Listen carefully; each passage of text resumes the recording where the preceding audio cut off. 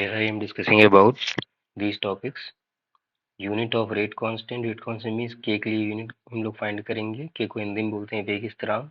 Next है molecularity of reaction, अभिक्रिया की आणविकता, केमिकल काइनेटिक्स से है।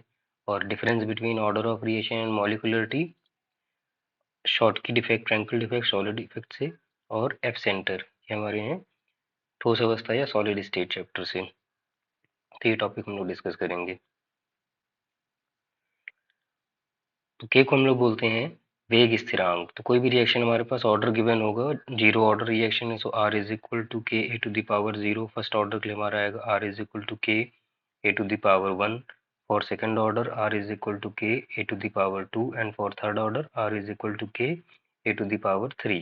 इसी तरीके से आगे अगर बढ़ेगा ऑर्डर ऑपरेशन तो पावर हम लोग बढ़ा देंगे। बट जब हमारे पास एक रिएक्टेंट गिवन है, अगर मोर देन वन रिएक्टेंट होंगे तो हम लोग डायरेक्ट वेग स्थिरांक नहीं लिख सकते हैं या रेट कांस्टेंट के लिए फॉर्मूला नहीं लिख सकते हैं। तो यहाँ हमें रेट कांस्टेंट के लिए यूनिट फाइंड करना है। तो सिंपल इसके लिए जनरलाइज फॉर्मूला है वेग स्थिरांक या रेट कांस्टेंट के लिए कि unit of rate constant K is equal to mole to the power one minus N, litre to the power N minus one, and second inverse. Second inverse सभी में common आएगा। Mole to the power one minus N, litre to the power N minus one, and second inverse. N क्या है? N is order of reaction. N यहाँ पर हमारा है order of reaction, n called order of reaction. तो N की value हमारी zero हो सकती है, वन होगा, या फिर टू आएगा। तो ये वैल्यूज हम लोग यहाँ पुट करते जाएंगे फॉर्मूले में, और हमारे पास गिवन ऑर्डर के लिए हमारे पास unit of rate constant find कर सकते हैं। जैसे अगर हमें जीरो ऑर्डर के लिए निकालना है, so n is equal to zero, so put the value of n in this formula. So mole to the power one minus zero, litre to the power zero minus one, and second inverse. तो unit of rate constant for zero order reaction आ जाएगा हमारा mole, litre inverse, and second inverse. तो यहाँ पर ये हमारा given है mole, litre inverse, and second inverse. Same इसी तरीके से अगर हमें अदर के लिए निकालना है, फर्स्ट ऑर्डर के लिए निकालना है, तो हम लोग फॉर्मूले में वैल्यू पुटअप करके फर्स्ट ऑर्डर या सेकंड ऑर्डर के लिए वैल्यूज फाइंड कर सकते हैं। तो फॉर्मूला हमारे पास है K is equal to mole to the power one minus N, litre to the power N minus one, and second inverse. पूरा प्रोसेस होता है बट हम लोग डायरेक्ट जनरल फॉर्मूला अप्लाई करके निकाल सकते हैं। तो n is equal to one put up करेंगे तो आएगा mole to the power one minus one which is zero, litre to the power one minus one also zero, and second inverse. तो ये हमारे खत्म हो जाएंगे, तो वैल्यू हमारे पास क्या आ जाएगी? Second inverse. तो यहाँ पर हमारे पास फर्स्ट ऑर्डर के लिए unit of rate constant given है सेकेंड इनवर्स। नेक्स्ट टॉपिक है मॉलिक्यूलरिटी ऑफ रिएक्शन और आणविकता, अभिक्रिया की आणविकता। तो मॉलिक्यूलरिटी ऑफ रिएक्शन का मीनिंग ये है कि कोई भी अगर हम लोग रिएक्शन ले रहे हो तो उसमें कितने रिएक्टेंट यूज हो रहे हैं। Suppose reactant A convert into product, तो यहाँ पर एक रिएक्टेंट है, या फिर reactant A and B gives product P. यहाँ पर हमारे दो रिएक्टेंट आ रहे हैं, वन है टू। अगर तीन आ रहे हैं so A B and C this is product. तो यहाँ पर हमारे पास कितने रिएक्टेंट आ रहे हैं, तो द नंबर ऑफ रिएक्टेंट, कितने रिएक्टेंट हैं, the number of reactant elementary reaction, मतलब सिंगल स्टेप रिएक्शन की हम लोग बात करेंगे। तो यहाँ पर डेफिनेशन दी गई है मॉलिक्यूलरिटी ऑफ रिएक्शन के लिए, क्या है? The number of reacting species, जो भी रिएक्शन कर रही है, एटम है, मॉलिक्यूल या आयन है, taking part in elementary reaction. Elementary reaction का मतलब होता है single step reaction. Which must collide, जब दो रिएक्टेंट लेंगे तो आपस में कोलाइड करके पुराने बॉन्ड ब्रेक करेंगे, नए बॉन्ड का फॉर्मेशन करेंगे। कोलाइड किस लिए कोलिजन होगा? To the formation of product. तो this is called molecularity of reaction. अब अगर एक रिएक्टेंट यूज हो रहा है तो उसको हम लोग क्या बोलेंगे? यूनिमॉलिक्यूलर या एकाणुक। दूसरे के लिए बाईमॉलिक्यूलर या फिर द्विअणुक, और ट्राईमॉलिक्यूलर मीन्स त्रिअणुक। मतलब हमारे पास जितने भी रिएक्टेंट है उसके अकॉर्डिंग हम लोग यूनिमॉलिक्यूलर, बाईमॉलिक्यूलर या ट्राईमॉलिक्यूलर हम लोग कर सकते हैं। नेक्स्ट हमारे पास ऑर्डर ऑफ रिएक्शन और मॉलिक्यूलरिटी में डिफरेंस। तो ऑर्डर ऑफ रिएक्शन हम लोग देखते हैं कि रिएक्टेंट की पावर कितनी आ रही है रेट इक्वेशन। जैसे यहाँ पावर वन है तो इसका ऑर्डर हमारा वन हो जाएगा। Rate is equal to K A to the power to, तो हमारा ऑर्डर टू आ जाएगा। Rate is equal to K A to the power three, तो ऑर्डर हमारा थ्री आ जाएगा। तो यहाँ पर रिएक्टेंट की जो भी पावर होगी रेट लॉ इक्वेशन, उसको हम लोग बोलते हैं order of reaction. Molecularity of reaction में क्या देखते हैं? कितने रिएक्टेंट पार्टिसिपेट कर रहे हैं ड्यूरिंग रिएक्शन, तो उसको हम लोग बोलेंगे molecularity of reaction. So order of reaction हमारा गिवन है कि the sum of power of reactant concentration term is rate expression, मतलब the power of reactant in rate law expression called order of reaction. But molecularity में क्या आएगा? The number of reacting species, कितनी react कर रहे हैं। तो अब रिएक्टिंग स्पीसीज कितने, ये हम लोग डायरेक्ट रिएक्शन में देख के बता सकते हैं। तो दिस इज ऑब्जर्व्ड वैल्यू या थ्योरेटिकल वैल्यू। बट ऑर्डर के लिए हम एक्सपेरिमेंट करके बता सकते हैं कि कौन सा रिएक्टेंट रिएक्शन में पार्टिसिपेट कर रहा है या कितना पार्टिसिपेट कर रहा है। So this is experimental value.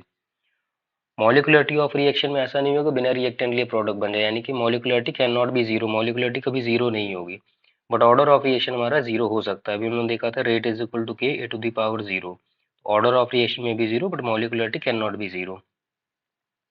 Same यहाँ पर गिवन है कि इसका मान हमारा शून्य हो सकता है। ये हमारा थ्योरेटिकल प्रोसेस है, ये हमारा ऑब्जर्व वैल्यू आएगी। नेक्स्ट टॉपिक है सॉलिड स्टेट या ठोस अवस्था से डिफेक्ट्स। तो डिफेक्ट्स का मतलब ये हमारे पास दो टाइप के डिफेक्ट होते हैं, one is Schottky defect and other is Frenkel defect. तो दोनों में डिफरेंस ये है कि शॉर्टकी डिफेक्ट में क्या होगा, जो भी डिफेक्ट हो शॉर्टकी या फ्रैंकल उसमें हमारा कैटायन आएगा और एनायन आएगा, मीन्स पॉजिटिव चार्ज आएगा नेगेटिव चार्ज आएगा। तो अगर equal number of cation and anion, कोई हमारे पास लैटिस यूनिट है इस तरीके से, लैटिस यूनिट का हम लोग फॉर्मेशन कर रहे हैं और उस लैटिस यूनिट में equal number of cation and anion remove from lattice site, then this is called Schottky defect. जितने कैटायन निकले उतने ही एनायन निकले। So the number of equal number of cation and anion, जैसे यहाँ से हमारा बी निकल रहा है तो यहाँ से भी हमारा बी निकल रहा है, तो दो बी निकल रहे हैं तो यहाँ से ए निकल रहा है, यहाँ से ए निकल रहे हैं। तो जितने कैटायन निकलेंगे उतने ही हमारे एनायन होने चाहिए। तो the equal number of cation and anion remove from lattice site, ये हमारा क्या लेटिस साइड, जहाँ से निकलेंगे वहाँ क्या कर देंगे, होल क्रिएट कर देंगे, वैकेंसी क्रिएट कर देंगे। So equal number of cation and anion remove from lattice site and create vacancy, तो this is called Schottky defect, उसको हम लोग बोलेंगे शॉर्ट की डिफेक्ट। बट फ्रैंकल डिफेक्ट में क्या होगा, फ्रैंकल डिफेक्ट में कुछ भी बाहर नहीं निकलेगा। कैटायन और एनायन, या तो कैटायन की बात कर लें या एनायन की बात कर लें, दो है हमारे पास, ए प्लस हमारा कैटायन है, बी माइनस हमारा एनायन है। सो कैटायन और एनायन, यहाँ पर था कैटायन एंड एनायन, यहाँ पर था कैटायन और एनायन। सो कैटायन और anion remove from lattice site, यहाँ से निकल जाए अपनी जगह से, और इसके बीच का जो स्पेस है, इसे अगर इस तरीके से है तो इसके बीच का ये जो स्पेस होता है इसको बोलते हैं इंटरटीशियल स्पेस। सो कैटायन और anion remove from lattice site and occupy at interstitial space, उसको हम लोग बोलेंगे फ्रैंकल डिफेक्ट। लैटिस यूनिट से बाहर नहीं आया है, लैटिस यूनिट के अंदर ही, बट अपनी पोजीशन चेंज कर ली है। कहाँ पर आगे, ये जो बीच में वैकेंट स्पेस, इस वैकेंट स्पेस में चला जाएगा। तो this is called Frenkel defect. अब शॉर्ट की डिफेक्ट में इनिशियली मान लिया हमारे पास 6 कैटायन है और 6 एनायन है, अगर इक्वल नंबर में मान लो एक एक निकलेंगे तो यहाँ से 5 कैटायन बचेंगे, 5 एनायन बचेंगे, यानी कि पहले से नंबर डिक्रीज कर गए हैं। सो शॉर्ट की डिफेक्ट में क्या होगा, डेंसिटी डिक्रीज है, शॉर्ट की डिफेक्ट में लैटिस यूनिट की डेंसिटी डिक्रीज कर जाएगी। बट फ्रैंकल डिफेक्ट में बाहर कुछ नहीं निकला है, सिस्टम के अंदर ही, बट अपनी जगह से थोड़ा सा शिफ्ट हो गया है इंटरटीशियल स्पेस में। तो फ्रैंकल डिफेक्ट में क्या होगा, डेंसिटी रिमेन सेम। इसका डिफरेंस बोर्ड में पूछा जाता है, डिफरेंस बिटवीन शॉर्ट की डिफेक्ट और फ्रैंकल डिफेक्ट, या इनकी इंडिविजुअल डेफिनेशन भी पूछ लेते हैं। तो शॉर्ट की डिफेक्ट में क्या है, शॉर्ट की defect in ion crystal arises when equal number of cation and ion missing from their normal side, जहाँ पर होना चाहिए वहां से मिसिंग हो जाता है। ठीक, तो जब मिसिंग हो जाएगा तो डेंसिटी क्या हो जाएगी, डिक्रीज हो जाएगी। बट फ्रैंकल डिफेक्ट में क्या होगा कि बाहर नहीं निकलेगा, कहाँ पर मिलेगा, हमारा नॉर्मल जगह सेट करके इंटरटीशियल स्पेस पे आ जाएगा। तो यहाँ पर डेंसिटी क्या होगी, density remain same, density change नहीं होगी। तो शॉर्ट की डिफेक्ट की डेफिनेशन फ्रैंकल डिफेक्ट है। शॉर्ट की डिफेक्ट उन मॉलिक्यूल्स में आएगा, उन आयनिक कंपाउंड में आएगा जिनमें हमारे पास इलेक्ट्रोनिगेटिविटी का डिफरेंस ज़्यादा होगा। जैसे NaCl है, NaCl में हमारा सोडियम ग्रुप 1 का है, क्लोरीन हमारा ग्रुप 17 का है, CaCl सीजियम क्लोराइड है, तो जिनके बीच में इलेक्ट्रोनिगेटिविटी डिफरेंस ज़्यादा आएगा वो शॉर्ट की डिफेक्ट शो करेंगे, और जिनके बीच में इलेक्ट्रोनिगेटिविटी डिफरेंस कम आएगा वो हमारे फ्रैंकल डिफेक्ट शो करेंगे। AgBr ऐसा कंपाउंड है जो दोनों टाइप का डिफेक्ट कम शो करता है। शॉर्ट की डिफेक्ट फ्रैंक बोर्ड से पूछते हैं कि which show both type of Schottky defect and Frenkel defect, so AgBr show both type of defect, Schottky defect and Frenkel defect. Next है F centre.